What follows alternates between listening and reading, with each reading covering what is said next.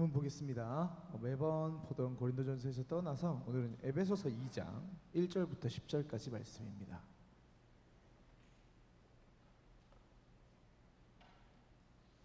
에베소서 2장 1절부터 10절까지 말씀.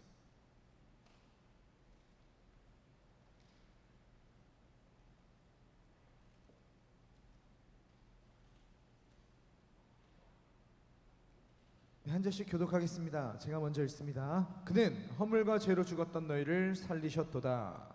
그때 너희는 그 가운데서 행하여 이 세상 풍조를 따르고 공중의 권세 잡은 자를 따랐으니 곧 지금 불순종의 아들들 가운데서 역사하는 영이라. 전에는 우리도 다 그 가운데서 우리 육체의 욕심을 따라 지내며 육체와 마음에 원하는 것을 하여 다른 이들과 같이 본질상 진노의 자녀이었더니 긍휼이 풍성하신 하나님이 우리를 사랑하신 그 큰 사랑을 인하여 허물로 죽은 우리를 그리스도와 함께 살리셨고 너희는 은혜로 구원을 받은 것이라. 또 함께 일으키사 그리스도 예수 안에서 함께 하늘에 앉히시니 이는 그리스도 예수 안에서 우리에게 자비하심으로써 그 은혜의 지극히 풍성함을 오는 여러 세대에 나타내려 하심이라. 너희는 그 은혜에 의하여 믿음으로 말미암아 구원을 받았으니 이것은 너희에게서 난 것이 아니요 하나님의 선물이라. 행위에서 난 것이 아니니 이는 누구든지 자랑하지 못하게 함이라. 우리는 그가 만드신 바라 그리스도 예수 안에서 선한 일을 위하여 지으심을 받은 자니 이 일은 하나님이 전에 예비하사 우리로 그 가운데서 행하게 하려 하심이라. 아멘. 지난주 그리고 그 지난주 사도 바울이 가지고 있던 고린도전서를 살피면서 구원에 대한 두려움 이런 거 얘기하면서 제가 여러분들에게 복음으로 살아야 된다, 복음이 되는 삶을 살아야 된다 이런 얘기들을 막 말씀드렸는데요. 복음이 뭔지 익히 다 알고 계신 청년들은 알고 계시겠지만 모르는 청년들이 있을까 싶어 이 에베소서 2장 말씀을 통해서 복음의 진수에 대해서 살펴보려고 합니다. 제목이 복음의 진수죠. 참고로 이 본문은 2021년 9월달 수요 예배 때 이미 다뤘던 적이 있는 본문이라는 걸 미리 말씀드립니다. 네, 제가 그때 다 봤어요. 영상 다 일부러 찾아보고 실시간 영상 보고. 여기 계신 분들은 아무도 안 앉아 계셨는데 지금 제가 애매한 게 종현 형제님 내지 종민 형제님이 방송실에 두고 계셨을 것 같아. 그래서 그분들은 들으셨을 수 있다 생각을 하면서 물론 본문이 갖고 또 이제 설교를 하는 과정 가운데 새로운 것들이 첨가되어 가긴 했으니까 그러냐 하면서 들어봐 주시면 감사하겠습니다. 자, 어쨌든 오늘 설교 본문의 제목을 또 안 되나?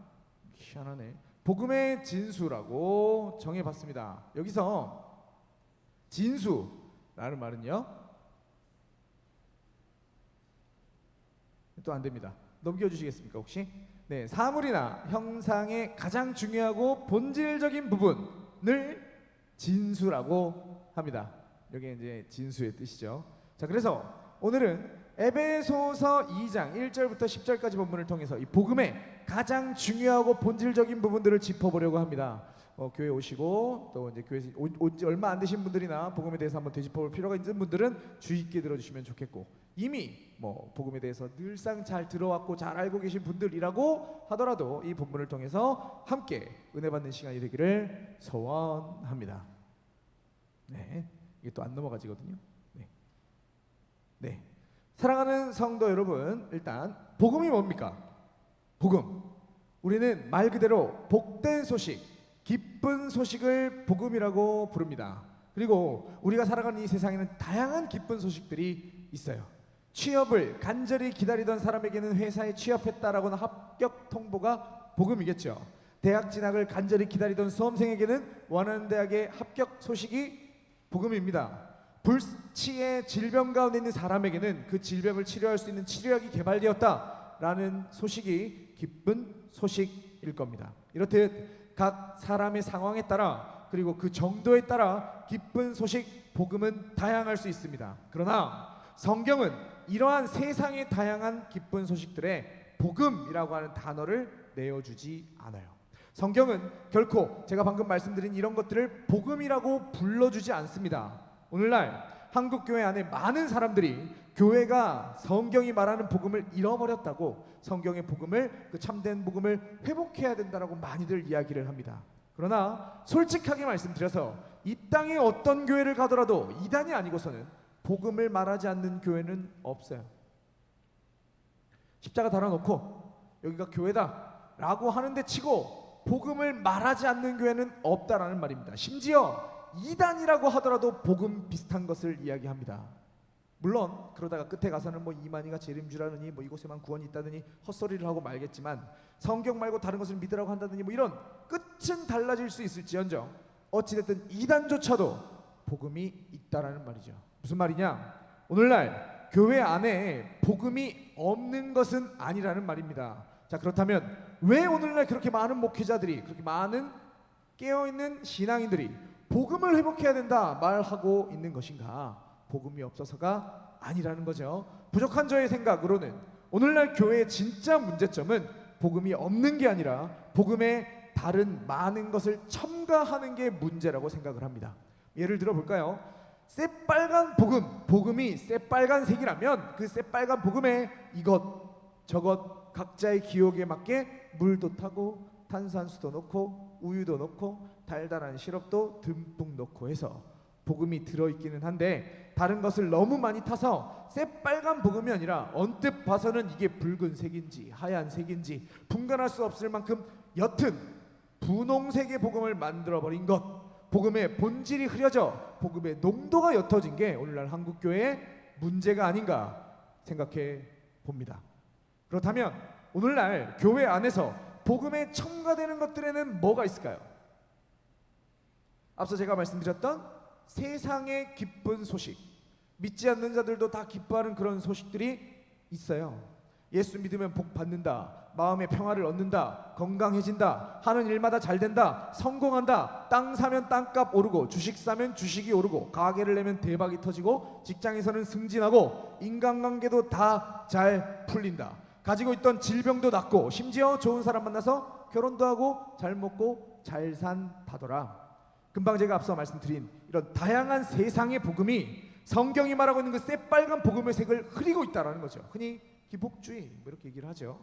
실제로 그럴 수 있습니다. 예수 믿으면 잘 될 수 있어요. 예수 믿으면 마음의 평화도 얻고 교회에서 좋은 사람 만나 교제할 수도 있고 즐겁고 행복할 수 있습니다. 여호와 라파 치료의 하나님께서 역사하시면 질병도 나을 수 있고 만복의 근원이신 하나님께서 하늘의 복을 허락하시면 지나가다가도 돈을 줍고 땅을 팠더니 석유가 나오고 하늘을 쳐다봤더니 돈 뭉치가 떨어질 수 있어요. 그럴 수 있어요.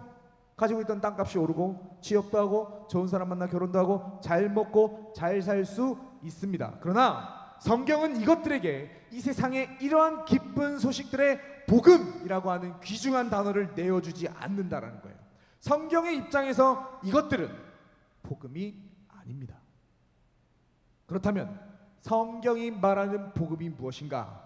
성경은 무엇을 복음이라고 말하는가? 성경이 말하는 이 복음의 진수가 우리가 방금 읽었던 에베소서 2장 1절부터 10절까지 말씀에 담겨 있습니다. 이 시간에 사도 바울이 에베소 교회에 보낸 편지의 이 한 대목을 통해서 우리가 놓쳐서는 안 되는 그 원색적인 복음이 무엇인지, 복음의 진수가 무엇인지 살펴보도록 하겠습니다. 가장 먼저 사도 바울은 1절부터 3절까지 말씀을 통해서 구원받기 전 우리의 상태를 서술하는 것부터 시작을 합니다. 본문 1절 말씀입니다. 한번 띄워주시겠어요? 이게 안 먹어서. 네. 자, 그는 허물과 죄로 죽었던 너희를 살리셨도다. 자, 사실 이 구절은요 굉장히 의역이 된 구절입니다. 이 1절을 원문에 따라 직역하게 되면 이렇게 됩니다. 한 번 더 넘겨주시겠어요? 죄와 허물로 죽었던 너희. 자, 이 직역과 의역 사이에 개역 이종구의 사역과 개역 개정 사이에 어떤 차이가 있습니까?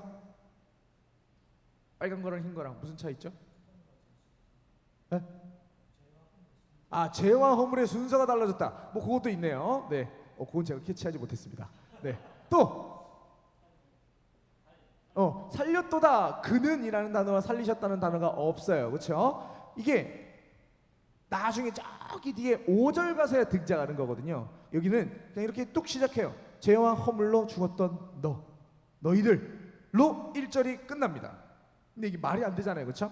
그러니까 저기 5절 끝에 있는 그때 가서 살린다라는 등장을 하거든요. 그가 살린다라는 걸 여기까지 갖고 와서 여기다가 덧붙여서 의역을 하고 있다라는 거죠. 뭐 어찌됐든 간에 오늘 본문 바울이 진술하는 복음은 다짜고짜 야 니네 죄와 허물로 죽었어.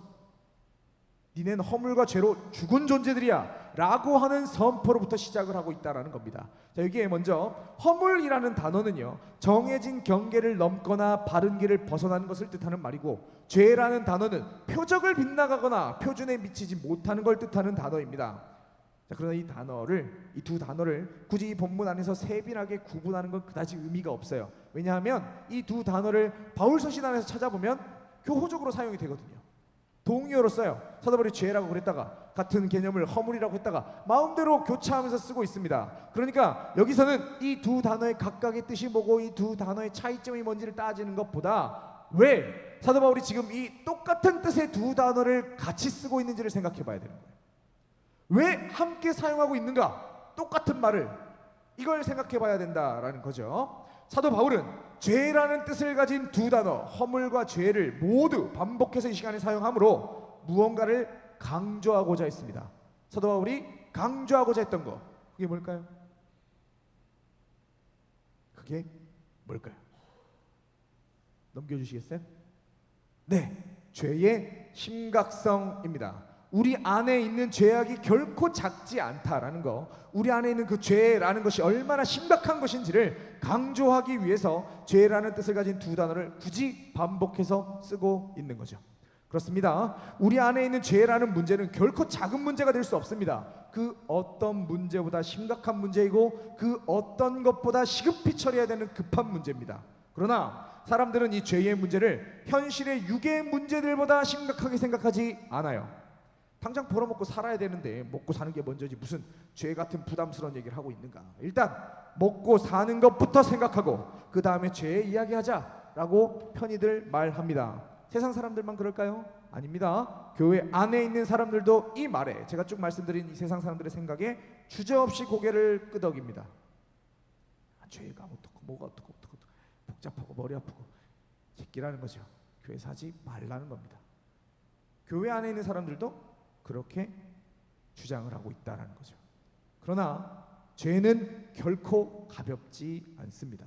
여기서 사도 바울이 지금 죄라는 단어를 두 번이나 강조해서 사용하고 있는 것처럼 죄라는 것은 더없이 심각한 문제이고 무엇보다 1절에서 선포하고 있는 것 같이 우리를 죽이는 겁니다. 로마서 6장 23절 상반절 말씀, 죄의 삭은 사망이요 라고 말했습니다. 죄의 삭은 사망이다. 우리 죄의 문제는, 우리를 지배하고 있는, 우리를 깔아뭉개고 있는 이 죄라는 것은 사느냐 죽느냐를 결정하는 생사의 문제라는 거예요. 죽고 사는 것보다 중요한 게 어디 있겠습니까? 그렇죠? 즉 죄 문제는 그 무엇보다 심각하며 시급한 본질적인 문제이다 라는 거죠. 계속해서 사도 바울은 2절과 3절에서 이 허물과 죄로 죽은 우리의 상태를 보다 자세하게 부연 설명합니다.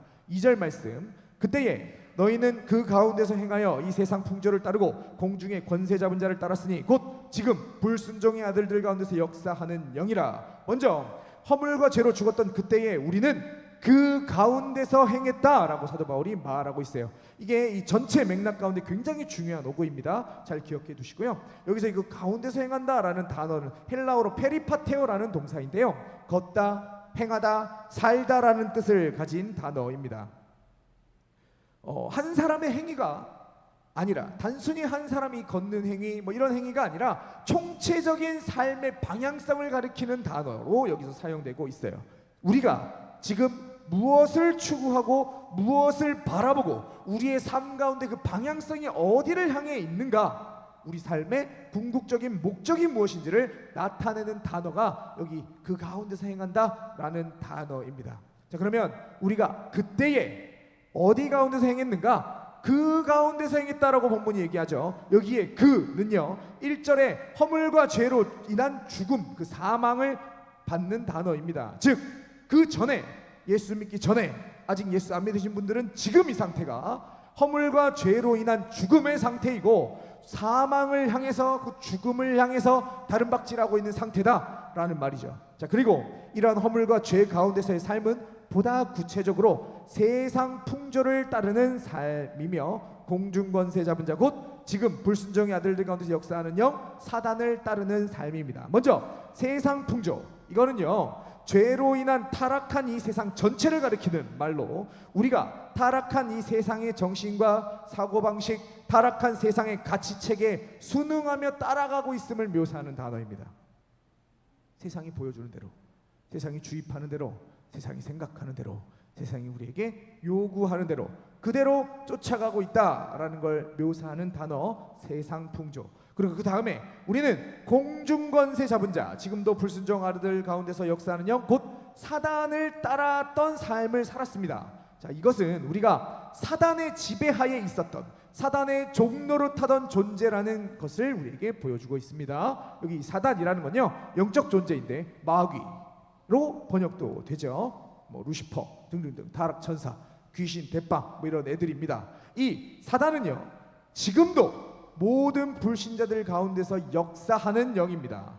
주님 재림의 때 최후 패배의 날이 오기 전까지는 지금도 이 순간도 계속되고 있는 것이 이 사단의 역사예요. 우리가 이런 사단의 종로를 타고 있었다, 사단의 노예였다라는 것을 밝히고 있는 거죠. 자, 여기까지 세상 풍조를 따르고 사단의 지배 같은 외면적인 문제만 우리 안에 있었던가? 그게 아니라는 겁니다. 허물과 죄로 죽은 우리에게는 내면적인 문제도 있었어요. 내 스스로 안에서 샘솟는 문제도 있다라는 거죠. 자, 이건 3절 말씀. 이 말씀은 같이 한번 읽어볼까요? 본문 3절 시작. 전에는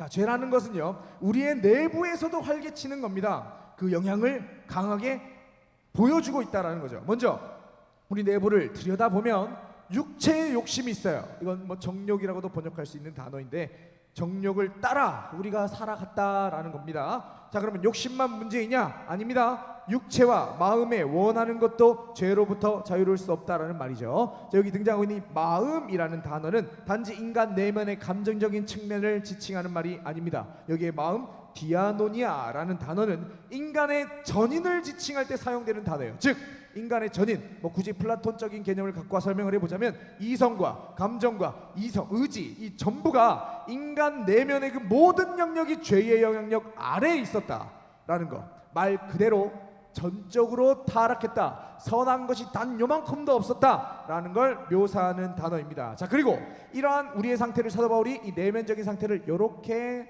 정리합니다. 본질상 진노의 자녀였다. 여기 이 본질상 이라는 단어는요 헬라로 휘시스라는 단어인데 태생적으로 결정된 조건이나 상황을 일컫는 말입니다. 즉 본질상 진노의 자녀라는 것은 우리가 날 때부터 하나님의 그 무서운 진노 아래에 있었다라는 것입니다. 허물과 죄로 죽었던 우리다라는 거죠. 외적으로는 타락한 세상의 풍조를 따르고 사단의 종이었으며 내면적으로는 전적으로 타락한 본질상 진노의 자녀. 날 때부터 지옥의 그 뜨거운 불길이 예정되어 있던 하나님의 천둥 같은 진노가 쏟아져서 말라 비틀어지고 바스라져야 마땅한 존재다라는 겁니다. 즉 그때에 우리는 단 한 줌의 빛도 그 어떤 희망도 없는 완전한 죽은 상태, 죽음의 상태, 암흑의 상태였다라는 거죠. 여기까지 참담한 지경이죠. 여기서 끝나면 너무 슬프겠죠. 그러나 반전이 일어나기 시작합니다. 칠흑 같은 어둠 가운데 찬란한 빛이 비치기 시작합니다. 본문 4절 말씀, 이 말씀도 같이 한번 읽어볼까요? 시작. 긍휼이 풍성하신 하나님이 우리를 사랑하신 그 큰 사랑을 인하여. 이것도 개역개정으로 보면 뭔가 확 와닿는 게 없어요. 근데 헬라 원문으로 보면 막 눈물이 줄줄 납니다. 훨씬 더 극적이에요. 이 구절을 순서에 따라 직역하면 이렇게 됩니다. 사역도 한번 보여주실래요? 그러나 하나님이 긍휼에 풍성하신 그분이 우리를 사랑하신 그 사랑 때문에 너희가 이런 상태였다. 인간의 죄된 상태, 죄와 허물로 죽었던 상태를 쭉 서술하고 4절에 딱 들어오면 그러나 하나님이. 사도 바울은 복음을 서술하면서 가장 먼저 1절부터 3절 절망적인 상태를 먼저 서술하고 그 어떤 희망의 불씨조차 잔인하게 짓밟아서 다 꺼버린 완전한 암흑의 상태를 만든 다음에 깨닫게 한 다음에 그러나 하나님이 라고 말하고 있습니다. 그런 우리였다. 허물과 죄로 인해서 죽은 우리였다. 세상 풍조를 따르고 사단의 종노릇 타고 우리의 지정이 그 모든 부분들이 다 타락해서 날 때부터 하나님의 진노 아래 저 지옥의 불구덩이가 가장 잘 어울리는 우리였다. 그러나 하나님이 긍휼하신 풍성하시고 또 이런 우리를 너무나 사랑하시는 그 하나님이 여기 4절에서 등장하는 겁니다. 자, 그리고 그 하나님이 무엇을 하시는가? 5절 말씀입니다. 드디어 1절에서 생략된 그 주 동사가 여기서 등장을 하네요. 5절, 허물로 죽은 우리를 그리스도와 함께 살리셨고 너희는 은혜로 구원을 받은 것이라. 하나님께서 뭘 했다고 말씀하시죠? 허물로 죽은 우리를, 죽은 그 상태의 우리를, 아무 소망 없던 그 시체였던 우리를 그리스도와 함께 살리셨답니다. 그뿐입니까? 6절, 또 함께 일으키사 그리스도 예수 안에서 함께 하늘에 앉히시니. 그 하나님께서는 우리를 그리스도와 함께 일으키셨고 그리스도 안에 함께 앉히셨다라는 말이죠. 죽었다, 시체다, 니네는 썩은 내가 풀풀 나는 시체다. 그런데 그 하나님이 너네를 살리셨다. 살리고 끝이 아니라 일으키셨으며 함께 그리스도와 함께 하늘에 앉히셨다. 설명을 하는 거죠. 여기에서 우리가 주목해 봐야 되는 건 살리셨다라는 동사와 일으키셨다라는 동사와 하늘에 앉히셨다라는 동사인데요. 이게 지금 다 과거형 동사거든요.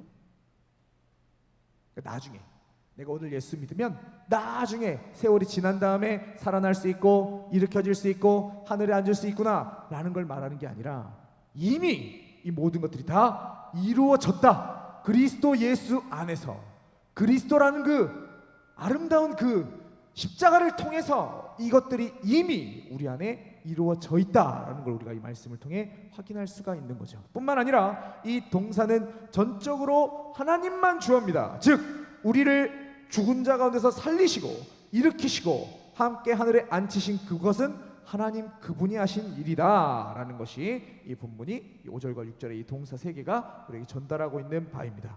자, 여기까지 우리 하나님이 우리를 살리시고 일으키시고 하늘에 앉히실 때까지 이 본문 가운데 우리가 뭘 했습니까? 뭐 했어요? 1절부터 3절까지 우리는 그냥 죽어 있었습니다. 그죠? 그리고 4절, 5절, 여기 6절까지 이르기까지 우리가 한 건 죽어 있었던 것 말고는 없어요. 죄를 계속 먹고 마시는 것 밖에는 한 일이 없습니다. 우리 안에 무슨 의의가 있냐고요? 아무것도 없었어요. 어떤 가능성도 없었습니다. 죽은 시체가 뭘 할 수 있겠습니까? 우리가 아무것도 하지 않았을 때 여전히 죄 가운데서 먹고 마시고 있었을 그때에 로마서 5장 8절 말씀, 우리가 아직 죄인 되었을 때에 그리스도께서 우리를 위하여 죽으심으로 하나님께서 우리에 대한 자신의 사랑을 확증하셨느니라. 자, 이게 바로 5절에서 얘기하고 있는 은혜로 받은 구원이라는 거죠. 받을 만한 가치가 전혀 없는 자들에게 그 어떤 조건도 없이 주어지는 구원, 이 은혜로 받은 구원이 바로 그 어떤 종교에서도 발견할 수 없는 성경의 복음만이 보여주고 있는 독특하고 유일한 성격입니다.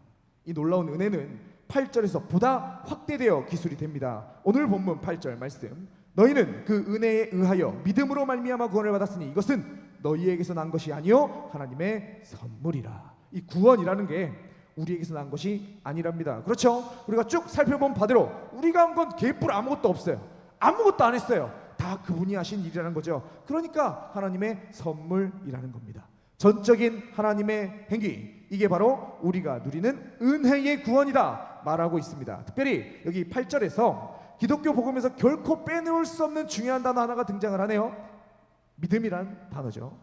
여기 8절에 은혜는 구원 행위의 유일한, 여기 믿음이라는 건 구원 행위의 유일한, 다시 이 8절에 은혜라는 거, 믿음 말고 은혜라는 건 구원 행위의 유일한 근거가 됩니다. 우리가 구원받을 수 있는 유일한 근거는 하나님의 은혜, 그분이 우리를 사랑하셨기 때문이라는 겁니다. 자, 그리고 여기 이 중요한 단어, 이 믿음이라는 건 수단이에요.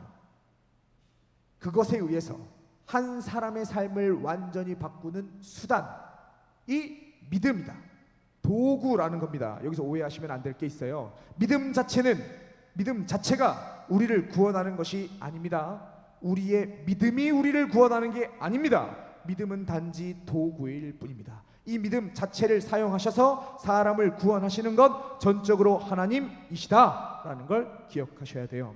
본질상 진노의 자녀였던 우리를 먼저 사랑하신 분도, 독생자 예수 그리스도를 보내신 분도, 그 그리스도 안에서 우리를 살리시고 일으키시고 하늘에 함께 안기신 분도 전적으로 하나님 그분밖에 없는 겁니다. 만약 우리의 믿음이 내가 믿었으니까 내가 구원받는 거지 라고 생각한다면 우리는 구원에 있어서 이 믿음을 자랑할 수 있겠죠. 이걸로 구원받았으니까 이 믿음을 자랑할 수 있을 거예요. 그러나 이 믿음조차도 하나님의 선물인 겁니다. 그렇기에 9절 말씀 사도 바울이 이렇게 얘기합니다. 행위에서 난 것이 아니니 이는 누구든지 자랑하지 못하게 함이라. 행위에서 난 게 아니래요. 우리가 무얼 한 게 아니랍니다. 넌 아무것도 한 게 없다 분명히 밝히고 있어요. 그렇기 때문에 그 누구도 구원에 있어서 자랑할 수 없다라는 겁니다. 여기에 있어서 사도 바울은 갈라디아서 6장 14절에서 이렇게 고백을 합니다. 자, 그러나 내게는 우리 주 예수 그리스도의 십자가 외에 결코 자랑할 것이 없으니 그리스도로 말미암아 세상이 나를 대하여 십자가에 못 박히고 내가 또한 세상에 대하여 그러하니라. 자, 이렇기 때문에 구원받은 우리는 사도 바울과 같이 오직 그리스도만을, 오직 그리스도의 십자가만을 자랑해야 한다라는 겁니다. 우리가 쭉 고린도전서 살펴보고 있는데 이 자랑에 대해서 살펴본 적이 있어요. 그렇죠? 말씀드린 바가 있는데 여기서도 사도 바울이 그런 식으로 말하고 있다라는 거죠. 내가 목사인데 교회를 내가 몇 개 개척했는데 내 직분이 뭔데, 내가 신앙생활을 얼마나 했는데, 내가 교회에서 얼마나 봉사를 많이 했는데, 내가 헌금을 얼마나 냈는데 등등등 자기 자신을 자랑하는 사람들은 정말 안타깝지만 진정한 복음을 모르는 사람들입니다. 우리 교회는, 우리 청년교구에는 이런 사람이 단 한 사람도 없기를 소원합니다. 자, 여기까지 하나님의 놀라운 구원에 대해서 쭉 서술한 사도 바울은 이제 구원받은 자가 어떤 존재인지를 설명합니다. 오늘 본문 10절 말씀, 이 말씀 같이 한번 읽어보겠습니다. 시작. 우리는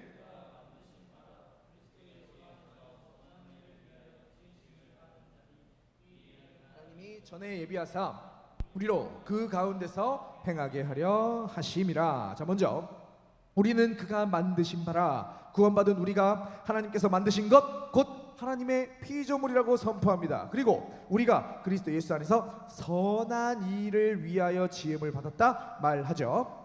여태까지 쭉 살펴본 대로 아무 선한 것도 없고 본질상 진노의 자였던 우리가 이제 선한 일을 할 수 있는 존재로 새롭게 빚어졌고 새로운 피조물이 됐다라는 표현들입니다. 고린도후서 5장 17절 그런즉 누구든지 그리스도 안에 있으면 새로운 피조물이라 이전 것은 지나갔으니 보라 새 것이 되었도다. 머리끝부터 발끝까지, 외적인 것부터 내적인 것까지 모든 것이 죄에 오염되어 죄를 지을 수밖에 없던 우리의 옛것이 지나가 버리고 이제 선한 일을 할 수 있는, 아니 정확하게는 선한 일을 해야만 하는 새로운 피조물 새 것이 되었다는 겁니다. 그리고 이러한 재창조는 우리의 삶의 방향성을 완전히 뒤집어 놓습니다. 10절 말미 보실까요? 우리로 그 가운데서 행하게 하려 하심이라. 제가 앞서 2절 살필 때 중요한 단어다 말씀드린 바 있죠. 여기 행한다는 것은 단지 하나의 행위를 말하는 것이 아니라고 말씀드렸습니다. 보다 총체적인 삶의 방향성을 말하는 거죠. 2절 상태에 있을 때 우리는 그 가운데서 행하던 사람이었습니다. 그 가운데, 어디 가운데였다고 말씀드렸죠?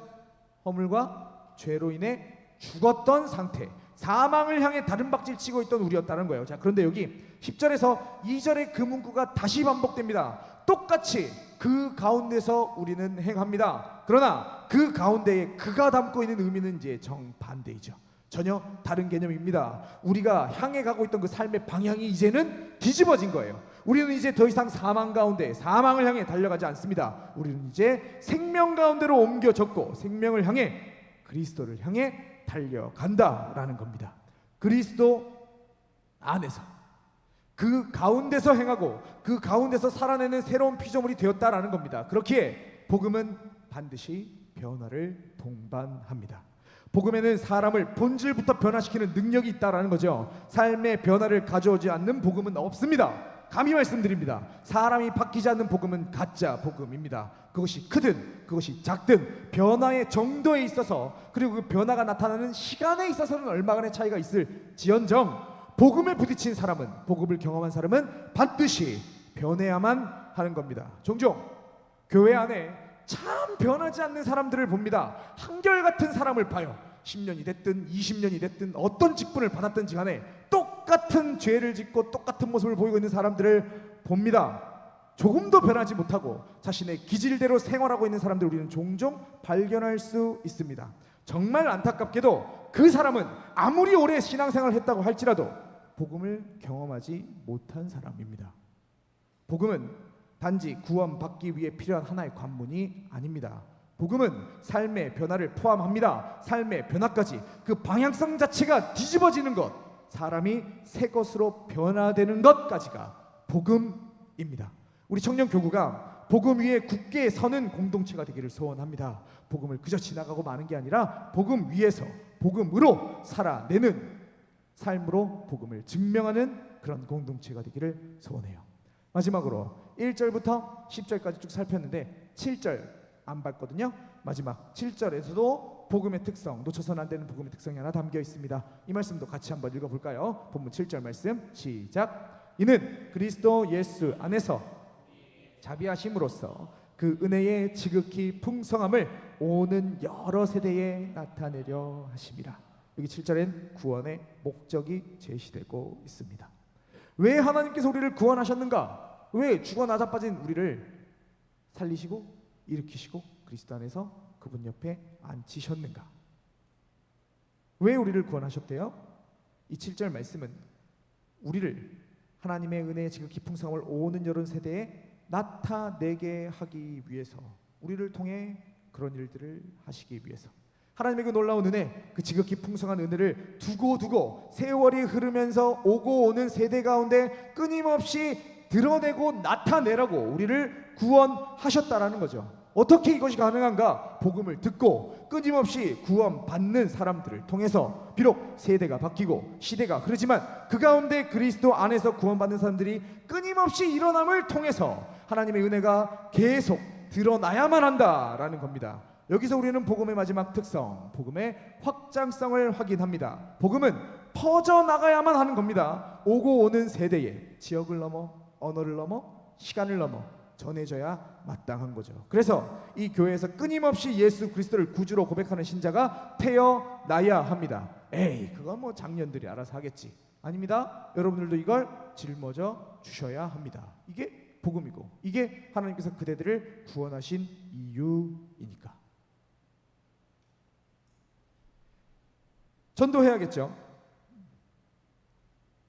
예수 그리스도를 구주로 고백하는 신자가 태어나야 합니다. 복음에 부딪혀서 삶의 방향성이 변화된 그리스도의 일꾼들이, 주의 군사들이 계속 이곳 가운데서 일어나야 됩니다.